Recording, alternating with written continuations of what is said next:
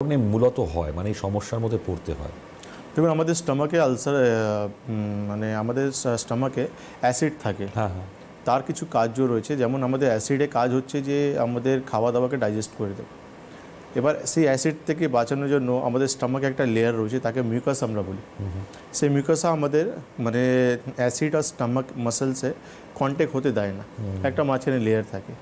তো কোনো কারণের জন্য যখনই এই স্টমাক এই অ্যাসিডটা আমাদের মিউকাসকে ড্যামেজ করতে আরম্ভ করে, সেখানে আস্তে আস্তে আমাদের ওখানে একটা এই আলসার তৈরি হতে আরম্ভ করে দেয়। আচ্ছা। বা আমার স্টমাকের ভিতরে আমার অ্যাসিডে যে পাওয়ারটা থাকা উচিত, যে পিএইচ লেভেল থাকা উচিত, তার থেকে যখন কমে যায়, তো আলটিমেটলি আমাদের স্টমাকে ব্যাকটেরিয়াল গ্রোথটা অনেকটা বেড়ে যায়।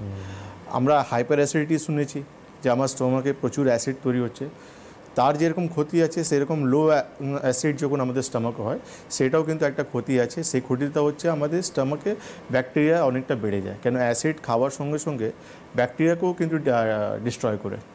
আমাদের শরীরে যে স্টমাকে যে ব্যাকটেরিয়া থাকা উচিত না, তো সেই ব্যাকটেরিয়া গ্রোথটা অনেকটা বেড়ে যায়। আর ব্যাকটেরিয়া গ্রোথ যখন বাড়ে, তখন আলটিমেটলি সেই ব্যাকটেরিয়া গ্রোথটা সে আমাদের স্টমাকে কিন্তু আলসার তৈরি করে। আচ্ছা। সে ব্যাকটেরিয়া নর্মালি আমরা যে সেটা খুব কমনলি জানি, সেটা হচ্ছে এইচ পাইলোরি ব্যাকটেরিয়া। সেটা কিন্তু আমাদের স্টমাকে হয়ে যায়, আর সেখান থেকে আমাদের আলসার তৈরি হয়।